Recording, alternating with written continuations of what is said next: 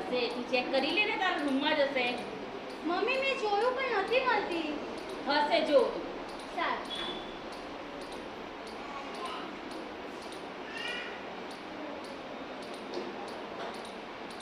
અરે નંદિની, આપણે આજે ડૉક્ટર સાહેબ પાસે જવાનું છે મારા ગર્ભ પરીક્ષણ માટે, એટલે તું જલ્દી તૈયાર થઈ જા. મારે નથી આવવું. અરે મારી વાત સાંભળ, જો દીકરો હશે તો આપણે એને કહેવાય એને જન્મમાં દઈશું, અને દીકરી હશે તો પછી એના નસીબ. એટલે તું કોઈ પણ જાતની આનાકાની કર્યા વગર મારી સાથે તારે આવવાનું છે. તું ઝડપથી તૈયાર થઈ જા. આપણે બંને ડૉક્ટર સાહેબને મળવા જવાનું. મેં ડૉક્ટર સાહેબનો ટાઈમ પણ લઈ લીધો છે, સમજી? તારા ગર્ભ પરીક્ષણ માટે આજે આપણે ડૉક્ટર સાહેબને મળવા જવાનું છે. તું તૈયાર રહેજે.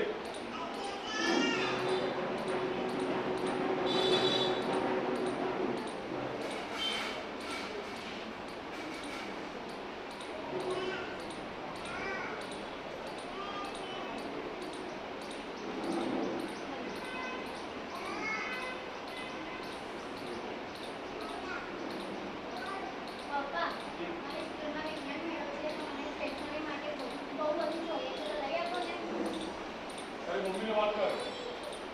મમ્મી, હા, પપ્પા તો આમ પણ મારા ભણવાના ખિલાફ છે, તો તું સમજાય ને પપ્પાને કે મને સ્ટેશનરીનો સામાન લઈ આપે. લઈ આપો ને. નંદિની, તને ખબર છે ને કે દીકરી ગમે તેટલું ભણે છતાં પણ એને ભણી ગઈને જ્યારે સાસરીએ જાય ત્યારે ત્યાં એને વાસણ ધોવાના, કપડાં ધોવાના, કચરા પોતું કરવાનું, વાસીદું કરવાનું, એ જ કામ કરવાનું હોય. પછી ભણવાની ક્યાં જરૂર છે? એટલે ખોટા ખર્ચા શું કામ કરવાના? દીકરીના લગ્ન પછી જો એને આ જ કામ કરવાના હોય પછી એને ભણાવીને કામ શું છે? એટલે તો ખોટી દીકરીને બહુ પંપાડીશ નહીં. દીકરીને બહુ બસ 8 સુધી ભણાવી બહુ છે હવે. પણ એને ભણવું છે તો એને ભણાવો ને. કેમ આવું કરો છો તમે? મારી વાત સમજતી નથી. એને ભણવું છે બરાબર, એ પણ દીકરીને મેં કહ્યું કે એને કચરા પોતું જ કરવાનું, સાસરીએ જાય ત્યારે એના ભણતરનો કોઈ મતલબ ન કરો. એટલે એને બરોબર છે આટલા સુધી અભ્યાસ.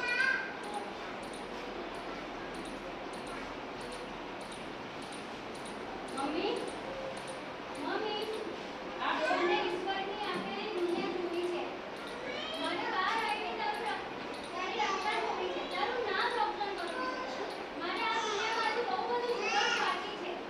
મમ્મી, તું તારા હાથે તું આ ગુનો ના થવા દે. મમ્મી, તું મને બચાવી લે. મમ્મી, તું મને બચાવી લે.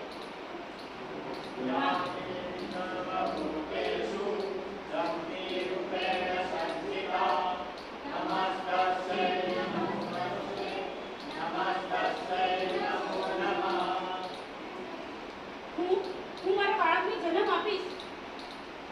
181 હવે. હેલો, હા મેડમ, મારે તમારી જરૂર છે મેડમ.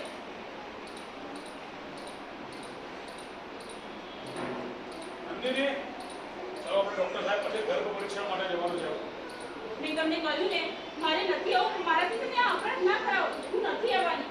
અરે અપરાધની વાત તો જવા દે. પાપ અને પુણ્ય તો મારી પર છોડી દે. પણ મારે નથી આવવું. પાપ થશે તો પણ હું ભોગવીશ, પુણ્ય થશે તો પણ હું ભોગવીશ. તારે મારી સાથે ગર્ભ પરીક્ષણ માટે આવવાનું છે. પણ મારે નથી આવવું. મારે મારા બાળકને જન્મ આપવો છે. મારું બાળક છે તો મારું પણ બાળક છે ને. હું પણ એનો પિતા છું ને. જો દીકરો હશે તો હું ક્યાં ના પાડું? જેને આપણે જન્મમાં દઈશું. એટલે દીકરી વગર નસીબ. એટલે તું મારી સાથે ખોટી જીભાચોરી કરીશ નહીં.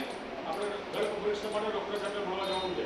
ના, હું નહીં આવું. અરે કહું ચાલ ને મેં તને. ના, હું નહીં અરે એક વખત કહ્યું. અરે, અરે, ચાલ.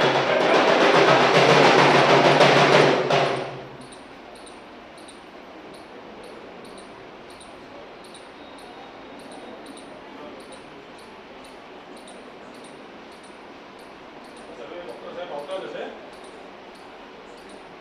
મેં ટાઈમ લઈ લીધો છે એમનો. ડૉક્ટર સાહેબ પાસે કોઈ પણ જાતની વધારાની માહિતી અથવા વધારાની વાત કરતી નહીં. માત્ર ગર્ભ પરીક્ષણની જ વાત કરજે. નંદિની બેન કોણ છે? બેન, તમારો નંબર આવી ગયો છે પરીક્ષણ માટે. ચાલો. ચલો. મેં પૂછ્યું નંદિની બેન કોણ છે? હું છું. તમારા ઘરવાળા ક્યાં છે? અમારા ઘરવાળા છે. કોન્સ્ટેબલ, હા. ઘરવાળાને ગિરફ્તાર કરો. અરે, મારી વાત તો સાંભળો. અરે, ચલો. મારી વાત. ગિરફ્તાર કરો, કરો. ડોક્ટર તપાસ. ગર્ભ પરીક્ષણ કરવું એ ગેરકાનૂની છે. ચાલ. બોલો નંદિની બેન, તમારે ઘરે જવું છે? ના, મારે ઘરે નથી જવું. હું ઘરે જઈશ તો મારો ઘરવાળો મને મારી નાખે. મારે ઘરે નથી જવું. સારું નંદિની બેન, ગભરાશો નહીં. ચલો આપણે સ્વધારા ગૃહમાં જઈએ. હા ચલો. જોયું દોસ્તો, આ તમે જાહેર રસ્તા પર કોઈ પણ બેન દીકરીની કોઈ પણ નરાધમ છેડતી કરે ને અથવા ઘરેલું હિંસા થાય ને તો તમે ફક્ત 181 નંબર ડાયલ કરો. તરત જ ટૂંકા સમયગાળામાં ત્યાં મહિલા પોલીસ વાન આવી પહોંચે અને મહિલાનું કાઉન્સેલિંગ દ્વારા એ મહિલાની ઈચ્છા હશે તો એમને સ્વજાર ગૃહમાં મોકલી આપવામાં આવશે અને મહિલાની ઈચ્છા ના હોય તો એમના ઘર સુધી મોકલી આપવામાં આવશે. અને દોસ્તો, બીજી વાત, ગર્ભ પરીક્ષણ કરવું અને કરાવનારને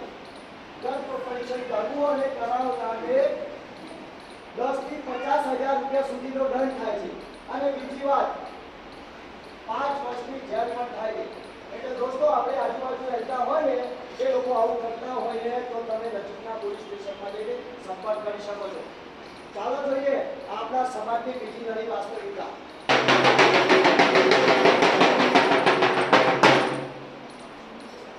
હા આયા સરપંચ સાહેબ આયા. સરપંચ સાહેબ આવો, નમસ્કાર. સરપંચ સાહેબ લઈ જાઓ બધા. રામ રામ બની સભાને. રામ રામ. એ રામ રામ સરપંચ સાહેબ. લઈ જાઓ. આપણે આ પંચ એટલા માટે ભરવામાં આવ્યું છે કે આપણા ગામમાં છે ને રોગચાળો ફાટી નીકળ્યો છે. આ રોગચાળો કેમ ફાટ્યો છે ખબર છે? આપણી દેવી શક્તિ રૂઠી છે એટલે. હા, આપણા છે ને દેવી માં ઉપાય માં થયા છે. એટલે આપણે બધા હંધાય છે ને આપણે આપણી માનતા રાખવાની છે. શું રાખવાની છે? માનતા. આપણે બાધાઓ કરવાની છે. એટલે આપણા ગામમાંથી હટ દઈને રોગ થાય. સમજ્યા? ચાલો આપણે જઈએ.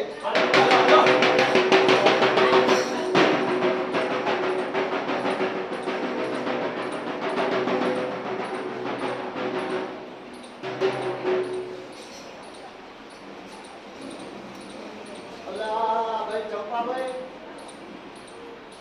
બોલો સરપંચ સાહેબ, નમસ્કાર. રામ રામ. હા, રામ રામ. આ તમારી છોડીને તમે હું કામ ભણાવો છો? અરે છેલ્લે તો તમારે આ કચરા પોતું ને એ બધું જ કરાવવાનું છે ને. અલા ભાઈ છલા એની થોડી ભણે છે ને તો આપણને જ ફાયદો છે. સારા રસ્તા બનશે. એની થોડી ખેતરે કામ કરે છે અને રાત્રે પાછી દીવાના અંતરે પહોંચે છે. હા. ભણી ગણીને આગળ વધશે તો હા. ફાયદો તો આપણને જ થવાનો છે ને. સાચી વાત છે. આની છોડીને તો આજુબાજુના ગામમાં એના પરિણામની ચર્ચાઓ થાય છે. પણ ભાઈ, આ પરિણામની ચર્ચા તો સમજ્યા, પણ આપણા ગામમાં તો છે ને આપણી બહેનો દીકરીઓને બાજુના ગામમાં ભણવા મોકલવી પડે છે. એકદમ સાચી વાત છે. અરે આપણા ગામમાં હારા દવાખાને નથી અને હારી શાળાએ નથી. મારી મહેનાને તો છેક બીજા ગામમાં ભણવા મોકલવી પડે છે. લો એ ભાઈ બીજા ગામમાં જશે પણ મારી દીકરી ભણવામાં હોશિયાર છે. એને ભણી ગણીને ક્લાસ વન ઓફિસર બનવું છે. તો એનું સપનું હું શું કામ પૂરું ના થવા દઉં? એટલે જ્યારે ગુજરાત સરકાર આજે દીકરીઓની વહારે હોય, ગુજરાત સરકાર એમને શિક્ષણ માટે પ્રોત્સાહિત કરતી હોય તો પછી મારી દીકરીને કેમ ના ભણાવો? ચાલો ત્યારે. ચલો ત્યારે.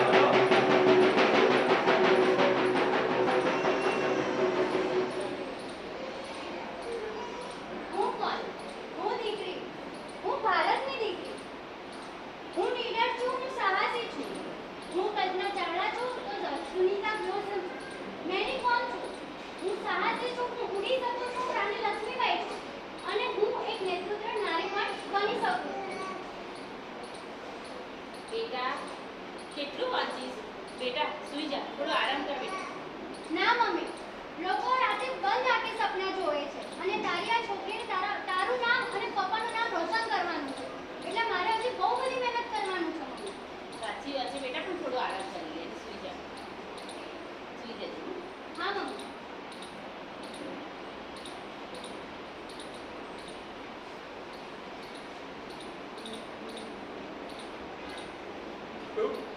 મારી દીકરી ભણતા ભણતા ચૂકી ગઈ.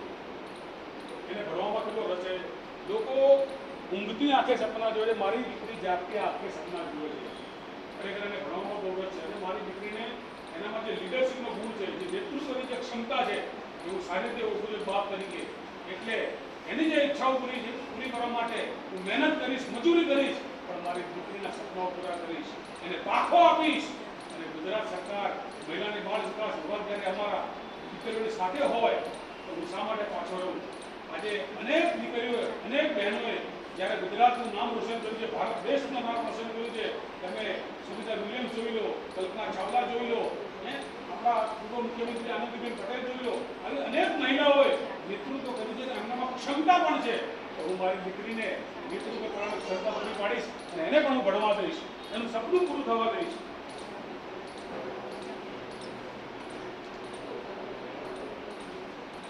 બેટા બેટા સવાર પડી, તારી એક્ઝામ છે ને, ઉઠી જા અને ફ્રેશ થઈ જા. હા મમ્મી.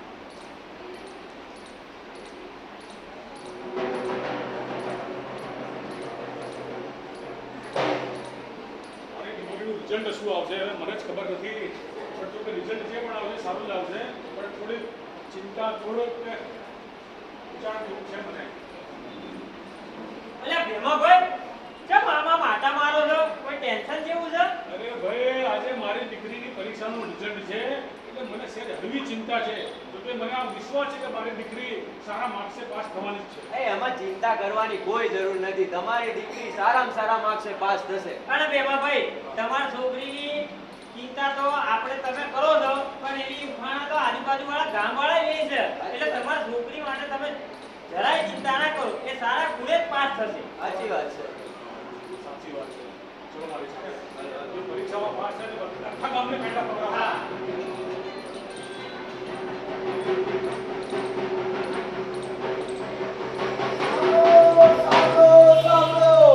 બેમાભાઈની દીકરી શહેરમાં જઈને અભ્યાસ કરીને જીપીએસસી ની પરીક્ષામાં પાસ થઈને ક્લાસ 1 અધિકારી બનીને આપણા ગામનું રોશન કર્યું છે.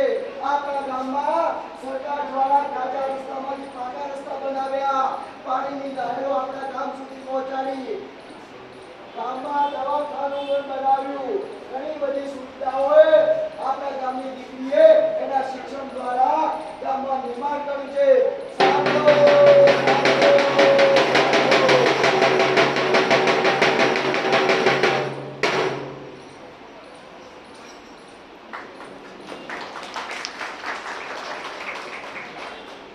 Thank you so much sir. બધાનો માતાઓ, બહેનો, વડીલોનો ખૂબ ખૂબ આભાર.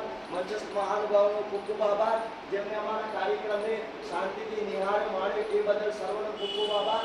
તમે અહીંયાથી જે પણ મેસેજ નાટક દ્વારા શીખવા મળ્યો હોય, તમારી આજુબાજુ રહેતા લોકો હોય જે અશિક્ષિત હોય, ના સમજી શકતા હોય, તો એમને જઈને આ નાટકનો જે કંઈ સંદેશો મળ્યો હોય એ તમે ઘરે જઈને સમજાવજો. Thank you.